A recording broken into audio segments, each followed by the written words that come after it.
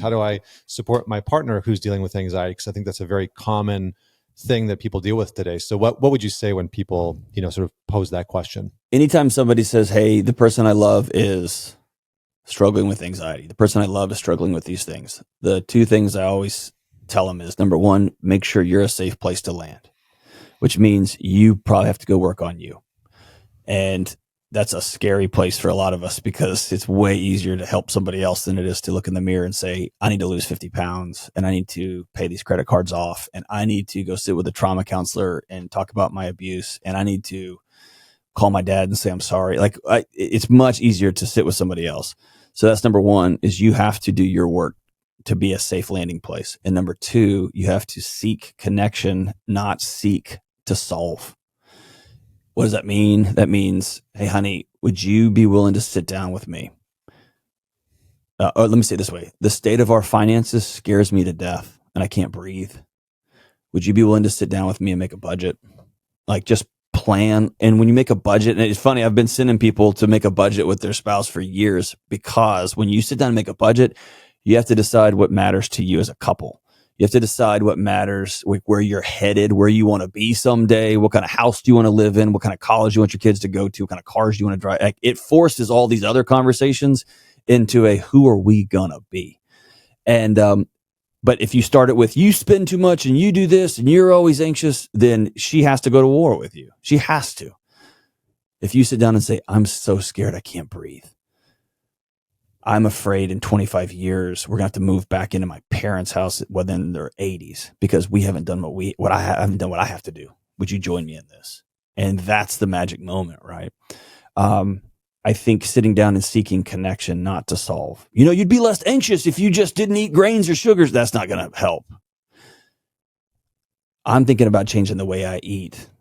Would you honor me enough to make a whole house change here and just follow me for 30 days? Would you be willing to honor me that way? That was a conversation I had with my wife, and she turned into such a gangster over a period of a year where she just would be like, hey, it's the first of the month. What are we this month? And I'd be like, raw vegan. And she'd be like, okay. And she'd try to figure something out. And the next month be like, we're just all carnivore. She'd be like, that sounds weird, but okay. And she just rolled with me. But it was because she was doing it out of love and honor and respect for me, not because I was pointing my finger at her. Right. And so seek connection, man. As soon as you find yourself trying to solve your partner, that is a recipe to spin up that anxiety even stronger and stronger and stronger. It almost like reinforces that there's something wrong in them. 100%. Instead of honoring, there's nothing wrong with your body's working exactly as it should. Let's figure out what's setting those alarms off. And often it is an anxious partner. Often it is, hey, we keep staying up till midnight to watch the next whatever. Can we just go to bed at 9:30? It's often, hey, we have a pot of coffee and then another pot of coffee, and then we both get a Red Bull on the way out the door. What if we just chilled for a little bit? Often it's, hey, it's October 1 and November Thanksgiving is hell because your parents tell us what we're doing. And we have to spend money we don't have and travel to places. And your body just starts ramping it up because it keeps the score, man. It knows what's coming. Even if you're not thinking about Thanksgiving, it sure as hell is, because it went through it last year and the year before and the year before. So let's set up some boundaries here. So it's just honoring, oh, sweet, her alarms are going off. His alarms are going off. Let's get to the bottom of what's actually setting that off and what role can I play in that?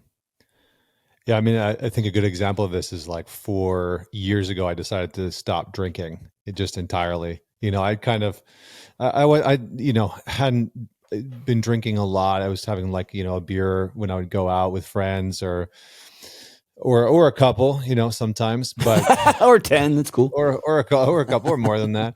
And, I just decided like, I want to see what I'm capable of without drinking. And my wife was like, well, what about when we go out for dinner? What about, if we have, Italian food, are you going to have a glass of wine? And I was like, well, no. I'm going to see what this is like. And so she didn't join me at first, but then probably about, 5-6 months into it, we went out for dinner and I said, you're going to order a glass of wine. And she said, no, I think I'm okay. And then, a couple months went by and she hadn't had any drinks. And I was like, are you joining me or what's happening here? And she was like, oh yeah, no, I'm not drinking anymore either. And she started like telling her family that she wasn't drinking. I was like, oh, that's super interesting. And so it's fascinating how we can affect change in a relationship and how often we're trying to sell the other person on the idea of the change versus actually just executing on it and moving in the direction and creating an invitation and an opening for them to join us. And then all of a sudden we find them, rowing in the same direction as us. Well, and I think especially for men, but for women too, for everybody, this idea that I have to hold my partner so tight that they can't breathe. Mm-hmm. The moment you can open your hand and realize there is one person on planet Earth I can control, and that's me. That's it.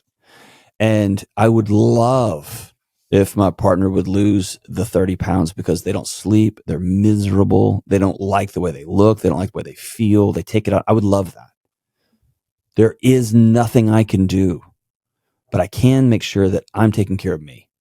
And I can make sure that I'm whole and that I'm well, and possibly I'm modeling, here's what this could look like. That's it. That is it. And you can say, I'm worried about you and I love you. I'm worried about your health. You can say those things, but I can control my thoughts and my actions. And that's it. And I think that's why we all get this existential angst around election time, because there's so much drum up and there's so much build up and the pressure is so great. We get one vote. I get my vote. And that vote matters. That vote is super important. I took my kid into the voting booth during the last election because I want him to see the process and how it worked and who his old man was voting, all that. But we only get one. We get one toss of the ping pong ball at the carnival, and that's it. And then we go on to the next. And so it's just there's no relief. We can control us. That's that. That's that. And the moment I can release my wife from my control is the moment then we can start having a marriage worth fighting for. Yeah, choice, right? Like reinforcing that the other person has a choice, that we have a choice, and that one another's choices actually matter in the relationship. Because I think so often we're not actually asking somebody for their genuine choice. We're saying, here's what I want. Here's what I want you to do. Yeah, and here's what needs to happen. You mentioned something important. I think anytime it's important to know, anytime we make a change, we disrupt the homeostasis of our current relationships. And even if you stop drinking, I bet every facet of your life got better. Your sleep got better. Your ability to pay attention got better. You became a better husband, and it left your wife on an island. And whether she means to or not, her body is going to try to drag you back too. It may cost, she may pick at you a little bit more, try to start a fight a little bit more, or hassle you when you're tired a little bit more. Not trying to I'm going to get him to drink again. Not at all. But her body wants to feel like the way it always has felt in relationship with Connor. And you both have to begin to create a new relationship where we're going to create a new homeostasis. And that's why losing weight's so hard. That's why quitting drinking so hard, because all these other relationships get disrupted and they all want to pull you back like a tractor beam. And it's you just got to know that's coming, and you norms it, and then you can go on to the next, right?